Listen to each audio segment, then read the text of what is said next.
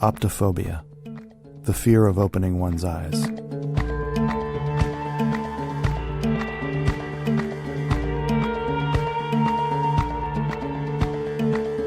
This podcast is dedicated to encouraging you, our listeners, to move beyond that fear, to solve riddles they don't want us to unriddle, to investigate supposedly ironclad truths, to unearth evidence buried for so long they believed it would stay buried.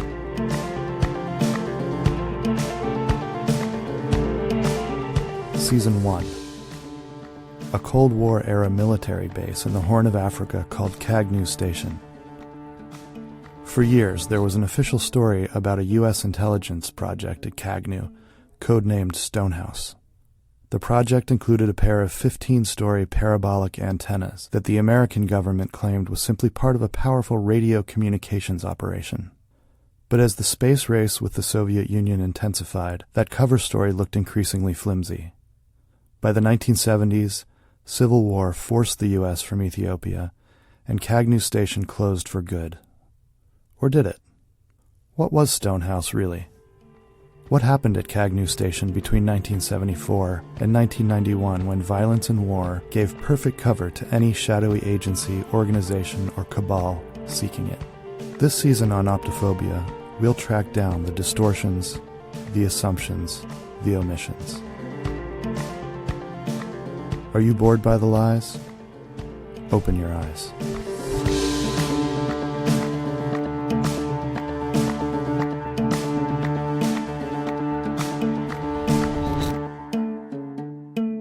Hi everyone, I'm your host, Xander Harris, and I'm here with my co-host, Hassan Gray. How are you, Hassan? I've had better days. What's up? I'm still in work mode a little bit. I just came from a call down in Rotterdam, so I'm sorry about that if I came in with a bit of an attitude. Was it a tough one? It wasn't tough at all. It's one of those calls where you get out there and you check the cables and you find out, oh, yeah, your FiOS isn't working because it's not plugged in. Oh. So thanks for calling me out there for that. So, well, you get paid for that call, right? I don't get paid for any time I go, and I actually don't have to do anything other than plug in the cable box. Oh. So I rarely get paid for most calls. Do you ever pretend that you're doing, like you figure out because you're a sales analyst, yeah, that you know right away it's just a plug? Oh, yeah. But then you'd spend like half an hour just trying to pretend to see stuff? Yeah, I did that when I first started out. Then I realized I'm not getting paid for those hours. Oh, you're not? Yeah, if I'm not doing any actual tech work when I'm on the call, other than just plugging in the box, I'm not getting paid for that. That does not seem right, because you use your expertise, yeah, to determine what the problem is. Preach, brother. Right? Preach. So why wouldn't you get paid for that? That seems like what an analyst should be, but you're analyzing the situation. Every time we have an all-hands meeting at Verizon, I bring this up. I'm shot down. So you have to talk to Cassandra Wilburn about that. She's the CFO. She's the CFO? Yeah. Man, that does not seem fair at all. Just a quick note for this week. If you haven't listened to our first episode, that's a good place to start. We lay out the known history of Kagnew Station, so it's the easiest way to get a basic grounding in the story that we'll be talking through for the rest of the season. You can also read that background at our website, optophobia.org. Sadly, tugboat captain Ginger Mull, who was supposed to be our guest today, got her balder bib stuck in the winch of her tug. And they're still working to get her loose, so she's not going to be able to make it. Yeah, it's tough because she has some interesting things to say. But we will reschedule with Captain Mull so we can hear about her vampire research. But we got very, very lucky because our guest today was available and agreed to join us at the last minute. I am personally excited because Meredith Crossings, our guest today, is not just well-known for her Kagnew Station writing, but she has been in many great movies over the years. Meredith, welcome to Optophobia. Thank you so much for having me. Can you tell us a little bit about yourself and maybe a little bit about the Hollywood world that you live in? I would love to talk about that. I grew up in Burbank, California. It's always sunny in Burbank, and I was very blessed with having two very supportive parents who put me into the entertainment industry. I was an extra on many films, and when a speaking part came up for Cleopatra 2, which was filming in the area of Kagnew, I jumped at the chance to continue Elizabeth Taylor's role in some way. I hadn't read the script. I was excited. But yeah, so the extra parts that I was a part of in the film industry included Woman with a Beach Ball. That was very fun. Mm-hmm. If you remember Beach Blanket Bingo. Yep. Oh, yeah. Yes. Do you remember that? Am I aging myself here? I might be aging myself. But I was in that. Woman with a Beach Ball. Let's see. I was Woman by Jukebox. I had a summer in Paris where I did a little fun Art Nouveau kind of stuff. It's a very exciting time. But yeah, my career kind of stopped when I went abroad to film Cleopatra 2. Oh, wow. It stopped then? Yes, it stopped. How long had you been appearing in films before that? 2.5 years. Oh, wow. Yeah. So you were just starting. I was, yes. I was available for a number of child roles, but my braces cut through my lips. They were set in wrong, and it made my mouth bloody. And even then, even in the black and white, it's hard for close-ups, probably. Exactly, yeah. It's a muddy brown on film, so. Yeah, I had to pass on parts, Lassie. Oh, no. Yeah. I was very interested, but I also was allergic to dogs. So that would have been difficult. My mother, again, was so supportive. She offered to dress up in a collie costume if that would have made it easier. But, oh, wow. Producers would not. Said producers. No. Yeah, I've had a lot of doors shut in my face, but it's okay. Again, with the speaking roll-up, I was very excited. I gotta say, I recognized her face. I couldn't place it, though, until she said, Girl Next Jukebox. Because a lot of times I'm going to do some servicing. I walk in, it's that scene from that movie. It's on the screen. I'm like, where do I know her from? And now I know. Girl Next Jukebox. Thank you. It's so nice to meet a fan. Yep, super fan. I mean, I believe that was a real jukebox. Oh, yeah. It was lit up. Yeah. It actually did not play music. See, this is the stuff you find out talking to the actors. So. Oh, yes, I am a walking IMDb. Oh, okay, yeah, I know what that is, yeah. So, yes. Yes, it didn't play, but when you plugged it in, it lit up, and I always ask the director, what's my motivation? Even the smallest part, right? Shakespeare, There are no small parts, only small people. I asked him what my motivation was, and he said, well, what's your name? I said, Meredith. And he's like, well, Meredith, just sing. I don't care. I like when the directors pretend like they don't know everyone on the set. They clearly know everyone who's on a movie set. You have to know everyone because they get the checks, right? So everyone's got a name. You know everyone's name. Director's always pulling that funny, oh, what's your name again? That's just fun. I see that in the extras of a lot of DVDs a lot. Like, what's your name? Oh, I wish I could watch a movie. I can't anymore. Oh, you I can't just watch can't. movies? No. Was it as a girl that you got interested in acting? When did you become interested in actually being? My parents were very supportive. They initially had the dream for me, and then they really just drove me there and dropped me off, and just assumed this would be my life. So I don't know that I was ever interested as much as they were. And it was really nice to have supportive parents. Yeah, I wonder what it would have been like if I had been a teacher, because that was kind of something that was up my alley. It's never too late. Oh, yes. Again, I don't have the attention span anymore for anything. I grow my own sage. Oh, wow. Sage. Yeah. So you're a sage farmer. Oh, yes, I suppose so. But they're there's a license that I would need to get to officially be called that. So go ahead and save that title for someone else. Someone else. I have a question. Sage. Now, what are the primary uses of sage if you're a sage farmer? I wouldn't call you a sage farmer, but you grow sage. But like, once it's grown, what are you using the sage for? Oh, so I dry it up. Mm-hmm. And then I light it and go through my house and through the doorways. Okay. I go ahead and put the smoke around to ward off evil spirits. I was getting ready to say, because, yes, I walk in a lot of houses of people who don't know how to work their Verizon Fios little actual box. What do you call those? The box, the cable box. Oh. Yeah, and they're always walking around. People always walk around with like burning embers. I'm like, what is that? So that's how they're trying to make the box work with they're walking sage? around like trying to get rid of the negative energy that's blocking the connection. I'm like, you just got to plug it in. If it's one thing I've learned from movie sets, it's plug it in. Yeah. Yes. That's something else that people don't know is a lot of the electrical outlets are painted on. Yeah. Oh my God. Painted on set. They do not.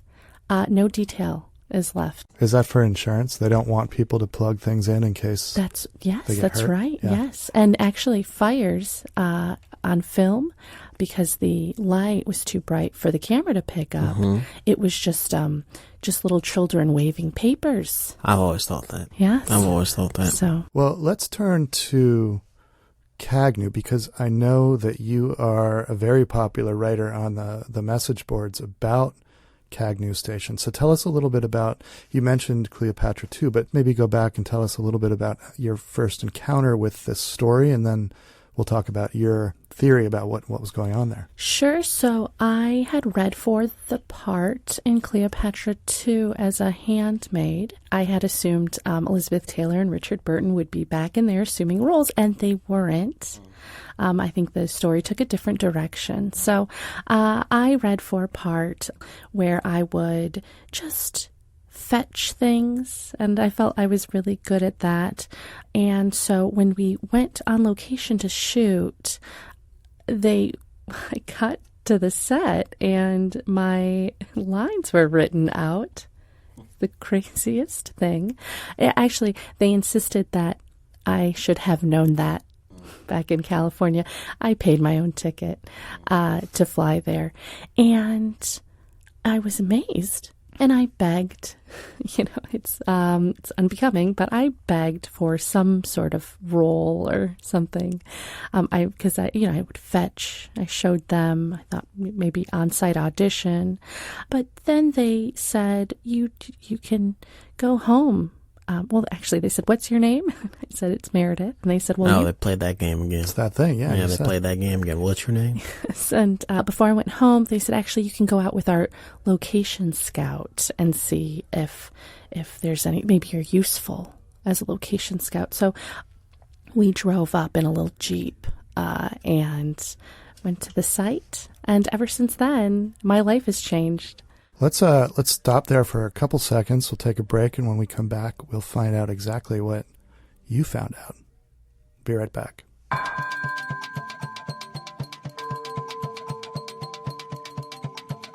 Hey, Optophobes. Have you ever needed to lose weight really fast, but you felt more like getting high and going to IHOP for a cheeseburger omelet with a side of pancakes? Hello, Spikenard Monocled Cobra Solve. SMCS is a solve, not a salve. It'll help you lose weight and wolf down those 2,000 calories worth of syrupy, cheesy burger omelet Americanness. Spikenard Monocled Cobra Solve is made from spikenard, an emollient that comes from the jatamansi plant, and the venom of monocled cobras, both of which are found in the mountains of eastern Nepal. First, make sure to leave your house, then throw on some neoprene gloves and apply the ointment to the part or parts of your body that cause you shame. Remain outside for the next several hours while SMCS does the rest. You will know it's working. A couple weeks ago, I used SMCS on my huge neck, and now 60% of the swelling is gone. Give it a try. Spikenard Monocled Cobra Solve. Gird for the burn.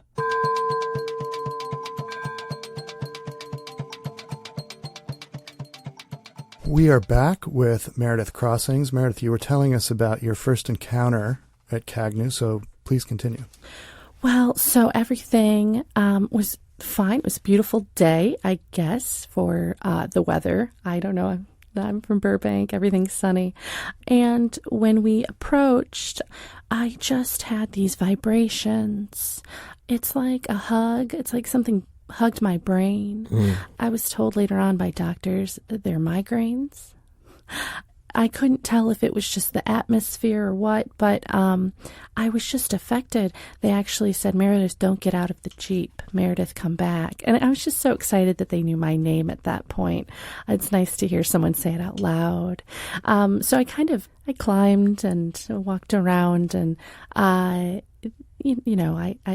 actually was left there overnight. They got I'd love to spend a night there. They got pretty fed up with me fairly quickly. So when they realized that I had some costumes with me, they had to come back and get me. And it may have been being there overnight that gave me just more sense, more feeling. But yes, I actually cannot concentrate for longer than about an hour on anything without developing my brain hugs. Okay, yeah, that makes sense. That tracks with the cell phone signals that are being all just aggregated there. It's right there. It's all happening right there. So that's what's going to happen. You're going to get migraines. What year was this around? This was around 1978. Oh, yeah. Yep, tracks.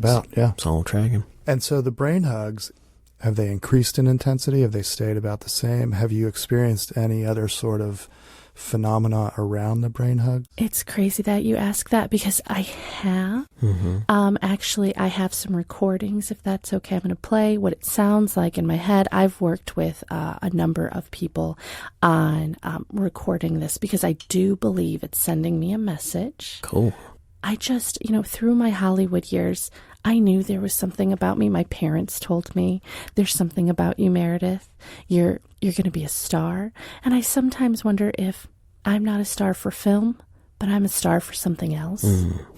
So if it's all right, it sounds a little bit like this. Sure, yeah, please.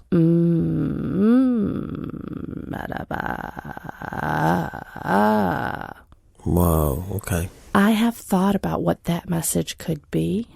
I have taken it to musicians. I've dated plenty of musicians. My attention span actually works well for people in music. And I can't quite figure out if it's saying something to me specifically, or if I'm meant to go out into the world and find others. Yeah, because you are part of a certain sort of sub-group of people around Kagnew that has some, I guess, sort of a theory about the messages in the waves, in the radio waves themselves, that something is being said to maybe individuals, to maybe a group of individuals. Yes, I think that the population is bigger than we know. And it scares me. But, you have to have a smile on your face when you approach danger. This is blowing my mind right now. Yeah. That I'm actually sitting here with someone who's got physical ailments from being around Kagnew, because I've only studied it from afar, but being around someone who's actually getting brain hugs. Brain hugs, yes. Brain hugs, TM. TM, yeah. It's trademarked. Trademark that, yeah. Brain hugs that are saying something, though. Migraines are usually just debilitating, I think, for a lot of people. For you, it seems like, unless you are just being a very positive person, which I don't think, it sounds like something's trying to communicate with you. It is. It reminds me, like I said, I have such supportive parents. My father, when he'd hug me, he would... It's very familiar to that. He rarely did. But when he did, he would put his arms around me and he'd mumble something in my ear. As a child, I think it was, Meredith. Oh, so at least your father knew your name. Yes. Good. Yeah. Kind of the director of the household. Yeah. So these messages you've been hearing them for a while. Have you tried to understand exactly what they're saying? Do you have any kind of gut feeling about what is being said or what is being communicated? Well, I think when you've heard it, and I wonder, it sounds like it's asking for a bottle. Ba. Yeah, it does. Almost like a baby, maybe. Yes, and I am unable to have children, so...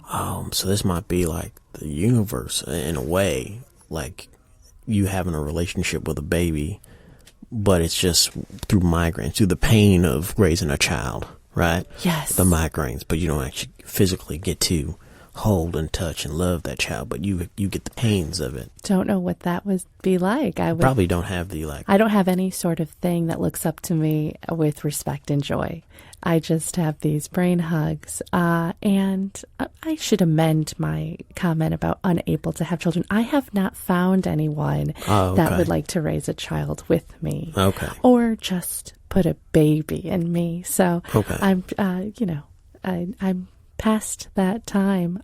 So yeah, I wonder if it's just asking for a bottle. Yeah, it could be an old Russian person asking for a bottle of vodka. Yeah, it could be that. Could be like ba ba, and the wave has been coming from 1978. Yeah. So it's like perhaps that sound wave got stuck. Mr. Gray, the way you said ba ba just then makes me think perhaps it's some sort of sheep. Ba ba, black sheep. We know there are goats in that region. There are goats in that region. When I was there overnight, when I was left by the scouting location crew, I slept with a herd of goats. Wow. So, and that night you heard ba ba. Yes, I must have. Huh. Well, we know it's not the sheep. We know it's not the goats. It's gotta be the radio waves because the air is saturated with it. Interesting. I did work on a cruise line. I believed that the Indian Ocean drew me to it. So I did work on a cruise line for a little bit. I was entertainment. It was great. I was one of many dancers. Holy crap, I just thought of something. What's a baby goat called? A kid. Wow. You slept amongst goats. You're hearing what sounds like a kid. You know, I'd ask Miss Alanis Morissette if that's irony. But I think she's moved on. Oh, she died? No, I just don't think she sings about it anymore. Oh, okay. I thought she passed away. I was like, that's a national treasure loss. It's Canadian treasure. Canadian national treasure loss, yeah. That's right. It's a kid. Okay. I would like to use this forum to see if there are others out there who are getting the same message, or perhaps it's a message personalized to them. That's a good question for our audience, and I think it's a good place to leave it for today. But please, if you are out there and you are listening to Meredith Crossings' story, get in touch with us through our website, optophobia.org, and let us know. Please do, because you can find me by my handle, Sageburner 420. That's just my birthday. Just your birthday, okay. You can find me by my handle, and you can just comment on my posts if you've been having any sort of phenomena like this. Yeah, please do that. This is really fascinating. Thank you to our guest this week, Meredith Crossings. And I hope to see more of your movies. Yeah, I'm a big fan. Oh, thank you, too. Thank you. That's so sweet. And thank you to my co-host this week, Hassan Gray. Good to see you as always. Thank you, Xander. Next week, we will talk to Fran Kilipich, a boiler operator from Solomon, Kansas, who has written about a 1960 Ethiopian air flight that crashed into the side of a mountain near Jima. Kilipich believes that the Air Douglas C-47 plane was carrying a key piece of surveillance equipment meant for a competing version of Kagnew Stonehouse, which we talked about in a previous episode, and was shot down by the U.S. Navy. Thanks for listening to Optophobia. I'm Xander Harris, and I'll leave you with this. A naked man need not worry about pickpockets.